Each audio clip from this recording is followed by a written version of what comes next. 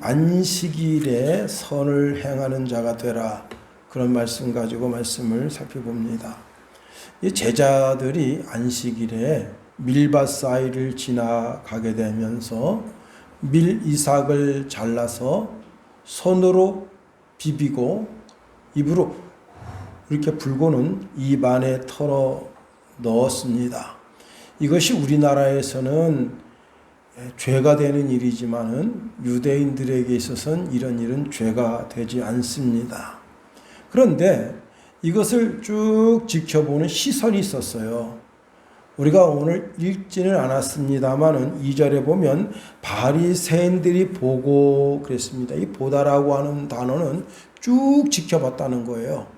그러니까 오늘 하루만 그 제자들의 삶을 지켜본 것이 아니라 그 전서부터 계속해서 쭉 지켜봤다는 거예요. 왜 지켜봤느냐? 상을 주려고 지켜본 것이 아니라 뭔가 잘못하는 것 하나만 걸려봐라. 그런 삐뚤어진 시각으로 그걸 지켜봤다는 겁니다.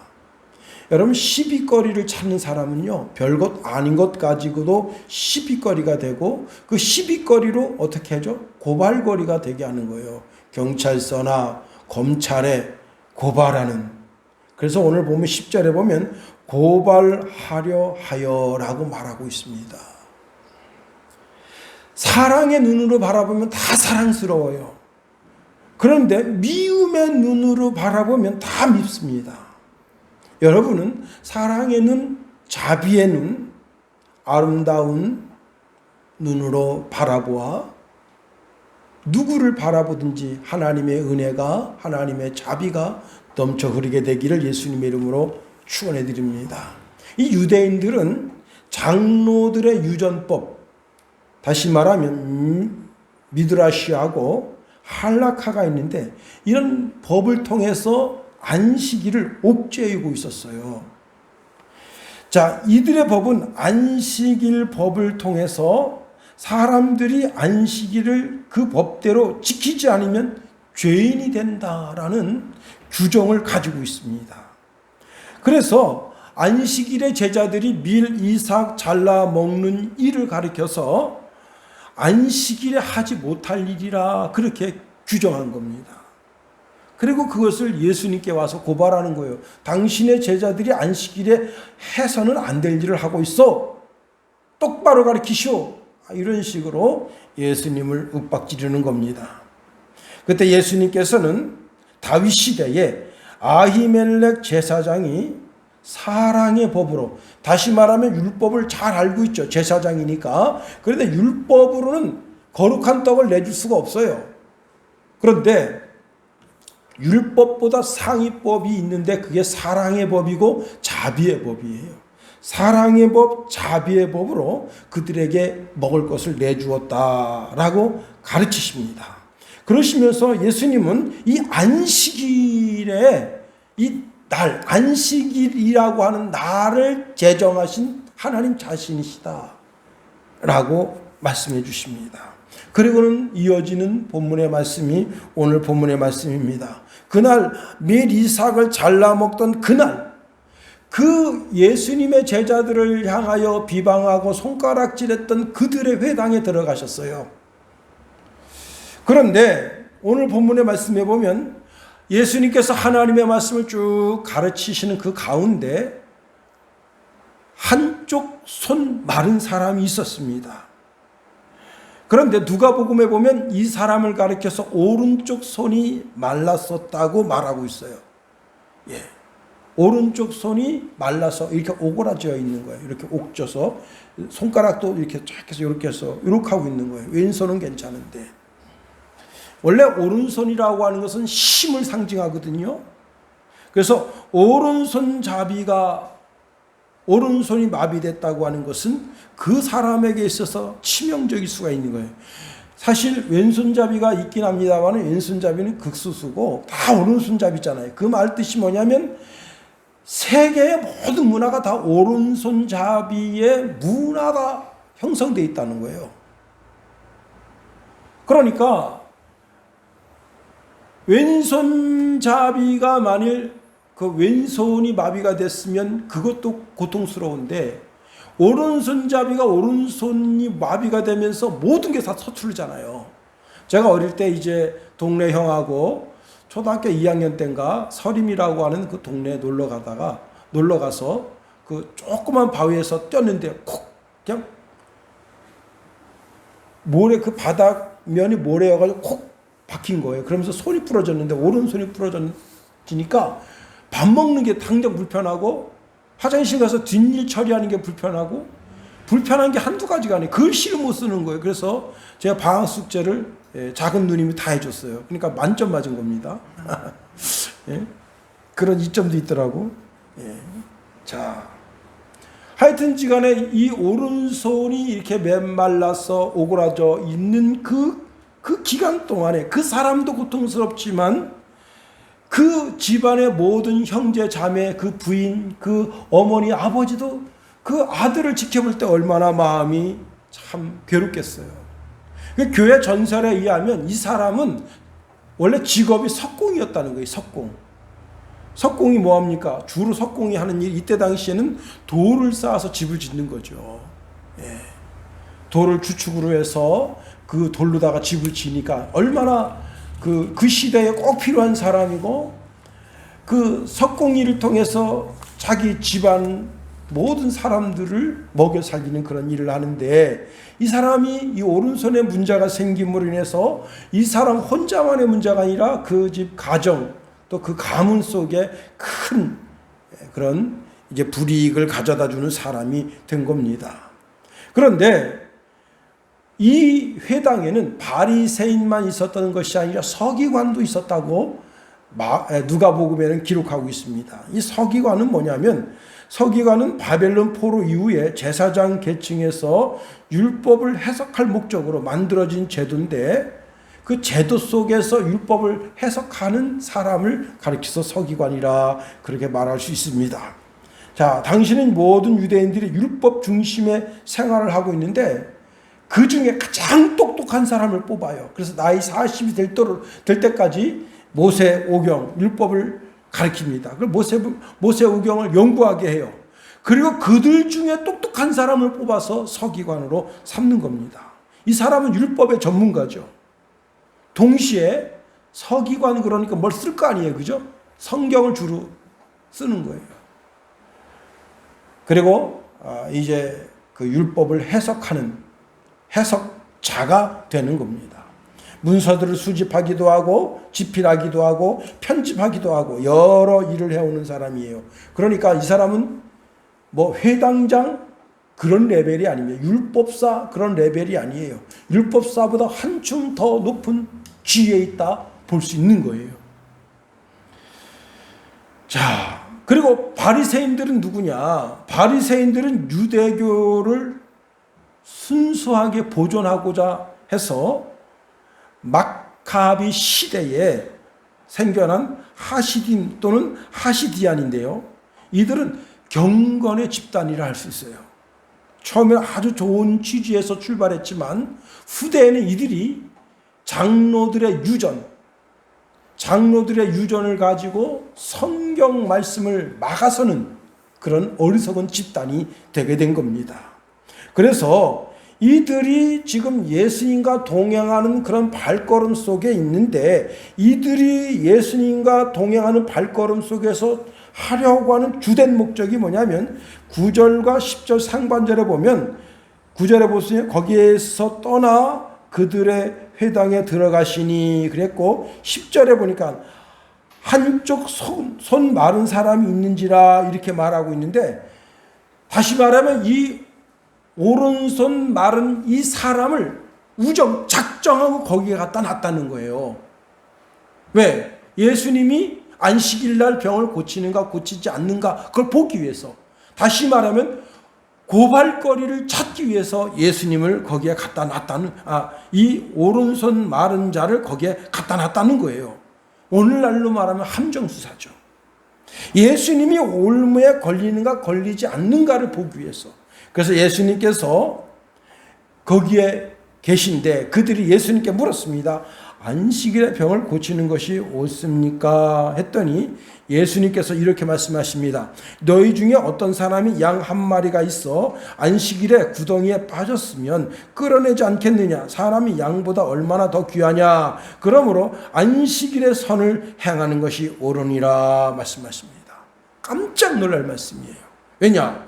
서기관들이나 바리새인들은 지금 예수님께서 그 오른손 마른 사람을 고치기만 하면 그것을 자기들이 가지고 있는 장로들의 유전법에 의해서 예수님을 죄인이라고 이제 못 받고 예수님을 돌로 쳐서 죽이려고 하는 목적까지 가지고 있는데 예수님께서는 그 오른손 마른 사람 한 사람을 통해서 오히려 그 사람에게 이렇게 선을 행하는 것이 복 있는 것이고 더 아름다운 것이다 말씀해 주시는 겁니다.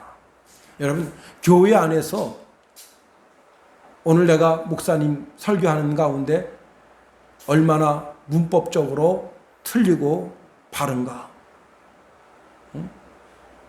예화는 또 어떤 예화를 쓰는가? 이런 거 연구하러 달겨든다 그러면 그 사람 참 불행한 사람입니다. 사실 설교하다 보면 이제 그 도량 같은 거 있잖아요. 도량, 리터 같은 거, 또 화폐 같은 거 이런 것을 잘 알고 있다고 생각하고 해석하시면 때로는 실수할 수가 있어요. 그런 우리 목사님 뭐 실수하나? 그리고는 예배 끝나고 집에 가서 전화해가지고 김집사 목사님이 그거 한 세겔 값이 말이야 그거 계산한 거 잘못 틀린 거 알았어 몰랐어? 이러면 이게 그 사람이 그거 참 여러분, 수학적으로 뛰어난 사람은 수학적 그 도량을 다 외우고 있어요. 우리나라 것뿐만 아니라 전 세계 걸 다 외우고 있어요.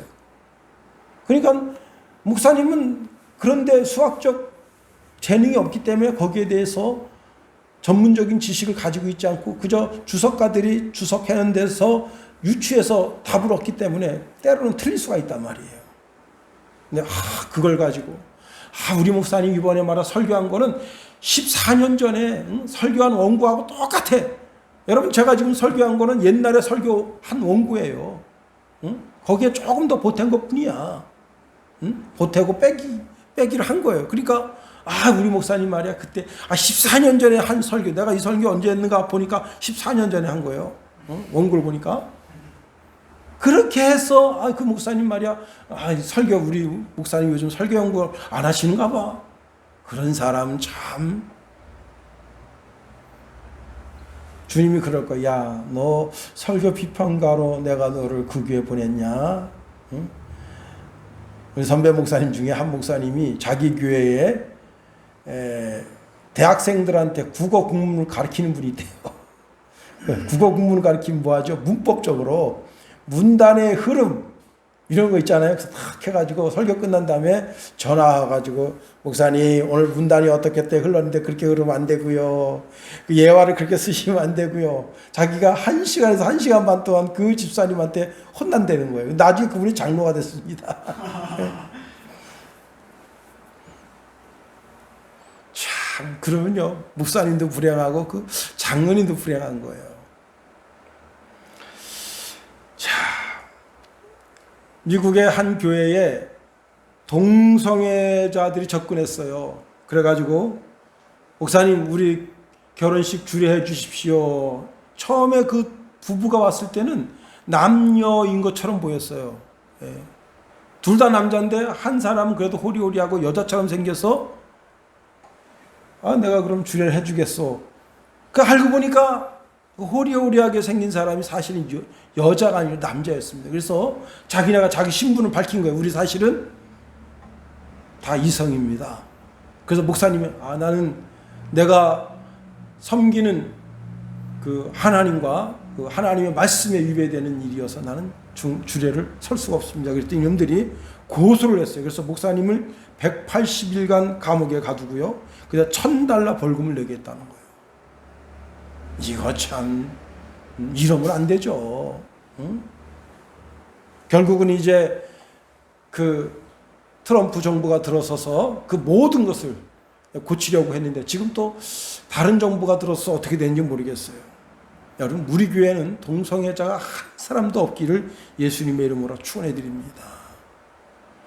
제가 그 샌프란시스코에 대한 동영상을 보고 깜짝 놀랐어요. 샌프란시스코는 동성애는 기본이에요. 동성애는 학교에서도 동성애를 가르쳐요. 예? 남자와 남자가 성생활을 어떻게 하는지, 여자와 여자가 성생활을 어떻게 하는지, 그 도구들 이런 것도 다 가르쳐요. 문제는 뭐냐면 거기서 한 발 더 지나서 동물과 사람의 성생활까지 가르칩니다. 왜?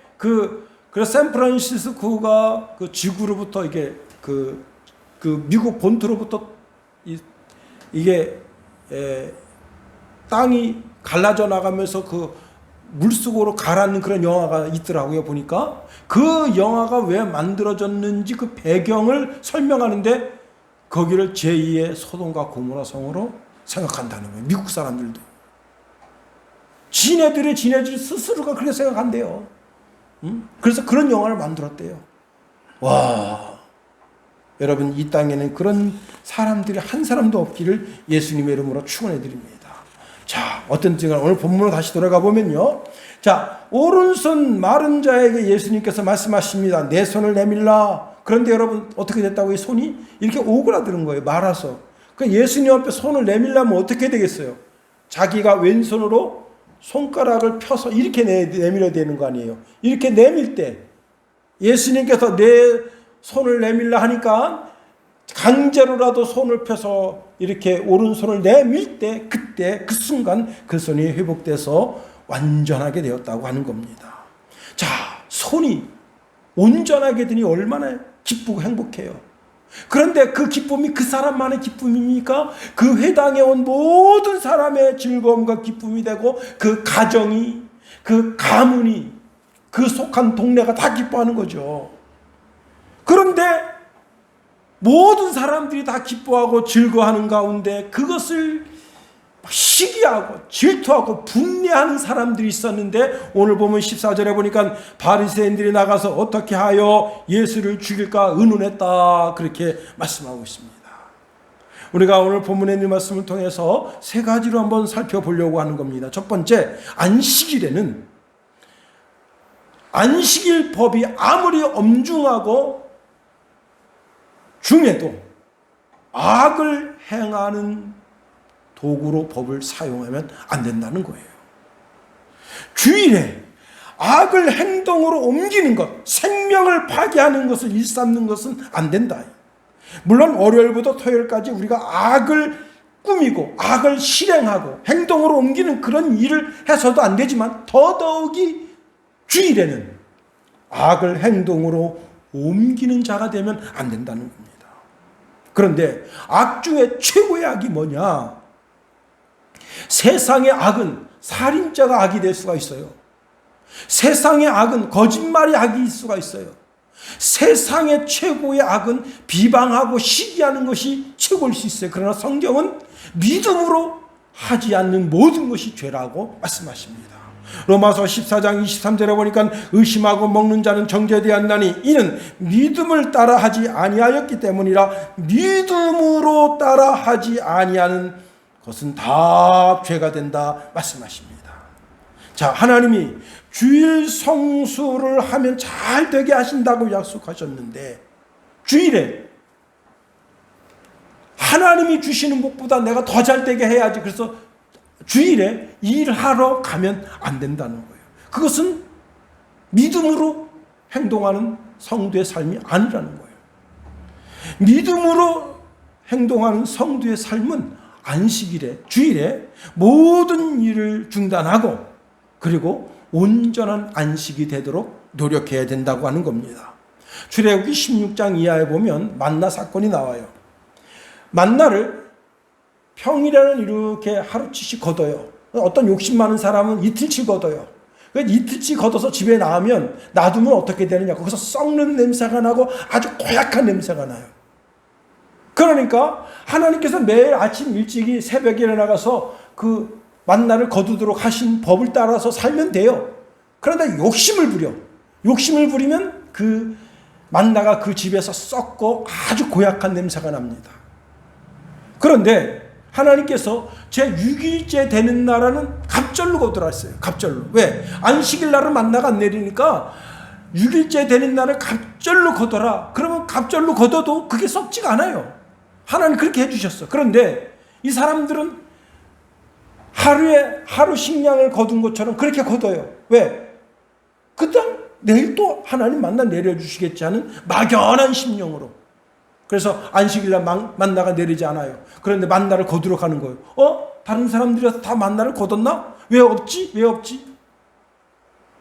하나님께서 말씀을 주셨는데 그 말씀 가운데 살지 않는 것, 그게 바로 믿음 가운데 살지 않는 삶이에요. 그래서 모세가 호통을 치는 겁니다.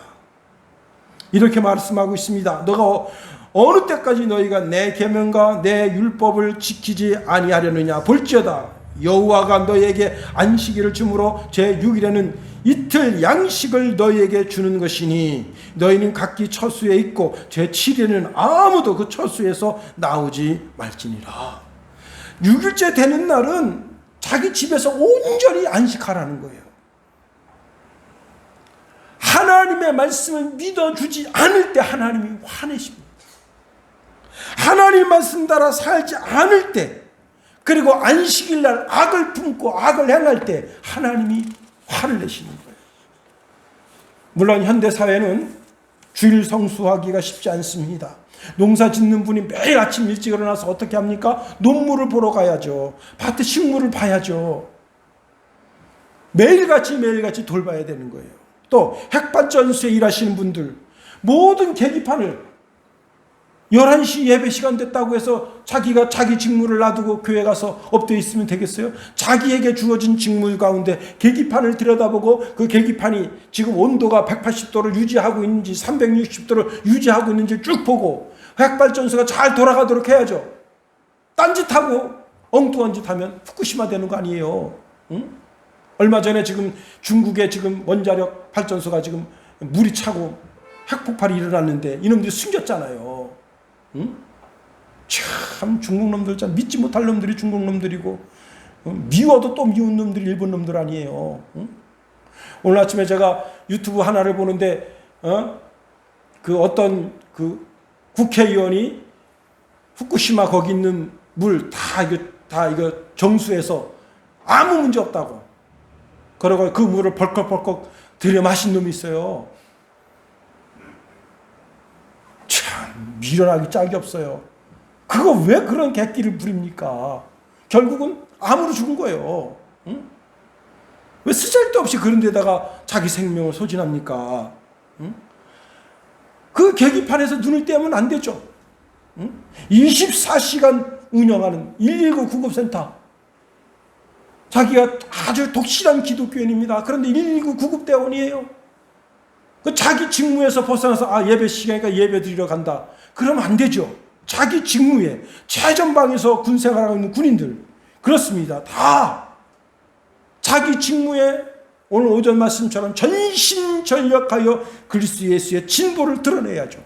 그러면 이 사람이 24시간 계속 그 일만 하느냐? 아니잖아요.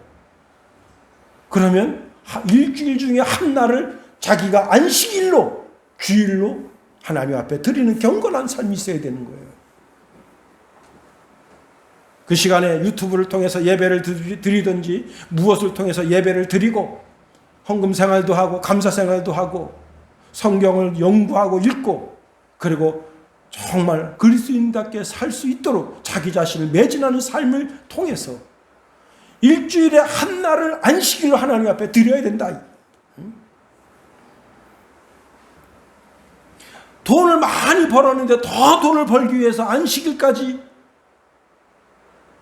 범해가면서 안식일을 매장을 열고 골프장을 열고 목욕탕을 열고, 그건 하나님께서 원하시는 듯이 아니라는 겁니다. 이스라엘도 하나님의 11조를 도둑질한 적이 있었어요. 그런데 하나님께서 뭐라고 말씀하셨냐면 메뚜기를 몰아다가 다 먹어버리게 하시겠다 하셨어요. 메뚜기가 뭐냐? 수한 잡종으로 외국 군인을 상징하는 거예요. 전쟁이 일어나가지고 너 지금 벌어놓은 거 싹 빼앗기게 하시겠다는 거예요. 응? 그렇게 할 필요가 뭐 있어요? 안식일 잘 지키고 감사생활 잘하고 11조 생활 잘하고 그러면 되는 건데, 응? 외국 적군이 그냥 메뚜기처럼 몰려와가지고 그냥 내 밭에 있는 거 싹 갉아먹고 내 논에 있는 거 싹 갉아먹고 짐승도 싹 갉아먹고 사람도 싹 갉아먹는, 일제가 우리나라에 와서 35년 5개월 동안 수탈해 가듯이 그렇게 수탈해 가면 좋겠어요? 아니잖아요. 여러분, 우리가 안식일을, 주일을 지킬 때 온전하고 정결한 마음으로 주일을 잘 지켜드리는 것, 믿음으로 행하는 것, 하나님의 말씀을 믿고 그 말씀 그 가운데 사는 것, 그것이 복된 신앙의 삶이 되는 겁니다. 두 번째로 주일에 해야 할 일들이 무엇인가 하는 겁니다. 주일날은요, 선을 행하고 생명을 살리는 일에 매진해야 한다는 겁니다. 주일에 가장 선한 일은 예배하는 일이 가장 선한 일이에요. 가장 잘한 일이 뭐냐? 예배하는 일이 가장 잘한 일이에요. 마태복음 6장 33절에 보니까 너희는 먼저 그의 나라와 그의 의를 구하라, 그리하면 이 모든 것을 너희에게 더하여 주신다 그랬습니다. 우리가 하나님을 찾는 것, 하나님을 구하는 것, 그것 가장 잘한 일이에요. 효자가 누구냐? 효자는 부모님이 걱정하시기 전에 먼저 부모님을 찾아가서 부모님을 위로해 드리는 자가 바로 효자예요. 제주도 멋지게 놀러가면서도 문자 하나 안 하는 그런 것은 효자가 아닙니다. 잘 놀고 있는지 잘 오고 있는지 부모가 걱정돼가지고 요즘 그냥 그 제주도 코로나가 그냥 창궐한다는데 마스크는 잘 쓰고 다니는지 부모 걱정시키는 효자가 아니에요. 하는 얘기고, 그렇습니다. 부모님이 걱정하시기 전에 먼저 찾아가서 부모님을 위로하고 부모님에게 힘과 용기와 위로를 드리는 자가 진정한 효자입니다. 하물며 하나님이시겠냐 이거. 응? 우리가 주일에 우리의 마음과 정성과 마음을 쏟아서 하나님의 전에 와서 하나님 앞에 하나님을 먼저 찾고 하나님 먼저 의지하고 하나님 먼저 바라보면 하나님께서 너가 주일에 안식일처럼 거룩하게 나를 찾고 나를 의지하고 나를 바라보는구나. 하나님 기뻐하시고 흐뭇해하시고 하나님이 내 새끼 내 새끼 좋은 내 새끼 내 새끼. 응? 그 토요일날 주일날 나오는 연습곡, 저는 잘 보질 않습니다만 거기 오광장가 같은 거기 보면 그 큰딸이 변호사랑 합쳐가지고 그 애기 데리고 집에 들어가잖아요. 애기를 보고 그 집에 들어가는데 그 시어머니가 만류를 못하고 그 애기를 보고서는 좋아가지고 그냥 흐뭇해하면서 며느리를 어거지로 받아들여 주잖아요. 우리는 우리 예수님 의지해서 그 아기가 시어머니와 그 며느리 그 아들을 연결해주는 연결점이잖아요. 우리는 우리의 하나님 아드님 되신 예수님을 우리의 연결점을 찾아서 계속해서 교회를 주의 전을 발로 밟고 나아갈 때 그때 하나님이 흐뭇해 하시는 거예요. 하나님 복 주기를 원하시는 거예요. 자, 오늘 본문에 예수님께서 이렇게 말씀하십니다. 11절 12절 한번 읽어볼까요? 11절 12절 시작. 예수께서 이르시되 너희 중에 어떤 사람이 양 한 마리가 있어 안식일에 구덩이에 빠지면 끌어내지 않겠느냐? 사람이 양보다 얼마나 더 귀하냐? 그러므로 안식일에 선을 행하는 것이 옳으니라 하시고. 그렇습니다. 안식일에는 생명 살리는 일에 전력을 다하라. 안식일에는 사람을 존귀하게 하는 일, 그게 뭐예요? 여러분, 119 구급대원이 사람 생명 살린 거 참 귀한 거예요. 한 가정에 아침 6시인데 4살짜리가 벌써 일어났어요. 4살짜리가 6시인데. 그래가지고 방을 막 돌아다닙니다. 여기저기 막 돌아다니는데 그 집에 에어플라이가 있어서 에어플라이에다가 이제 아빠가 치킨을 넣어놨어요. 그리고는 어제 이제 시간 되면 그게 자동으로 거지게 타이머를 맞춰놨는데 이게 너무 세게 가동을 시켜가지고 에어플라이가 불이 난 거예요. 불이 막 펄펄펄 탑니다. 근데 이 딸아이가 거기서 그걸 보고 막 팔짝팔짝 뛰어요. 처음에는 왜 지가 먹어야 될 게 타고 있거든. 그러더니 아빠를 막 깨워요. 아빠가 그냥 막 뛰어나오더니 에어플라이를 훅 들고 막 뛰어나가서 자기 집에 실외 수영장이 있더라고. 확 던져버린 거예요. 그래서 불을 끈 거예요. 다행이지 뭐예요. 응? 그 4살짜리가 그 엄마 아빠 응? 누나, 언니, 오빠 다 살린 거예요. 까딱 잘못했으면 그 집. 부산의 어떤 빌라에 이 아저씨가 밤새 일하고 아침 새벽에 이제 집에 귀가합니다. 그러니까 어디서 이상한 탄내가 나. 탄내가 나. 이분이 좀 약주를 하셨어요. 약주를 하셨는데 탄내가 나니까 탄내 나는 쪽으로 가본 거야. 근데 이 집이요, 빌라촌인데 이 집만 있는 게 아니고 거기 외국인이 많이 살아요. 거의 한 60명 정도가 사는데 가가지고 그냥 보니까 그 집안에 그 방 안에서 어떤 일로 인해서 불이 나가지고 불이 연기가 꽉 찬 거예요. 그러니까 막 다 두들긴 거예요. 올라다니면서 다 두들겼어. 불 났으니까 빨리 도망가라고.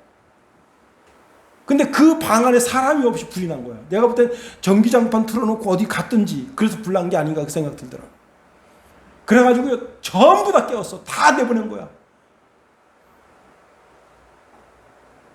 한 사람도 안 죽었어. 근데 외국인이 그걸 올린 거야. 한국 사람은 우리하고 틀리다. 외국은 그냥 119 신고만 하지 그렇게 깨우고 막 그러진 않나 봐요. 근데 이 사람이 전부 문 두들겨서 지금 불났어. 응?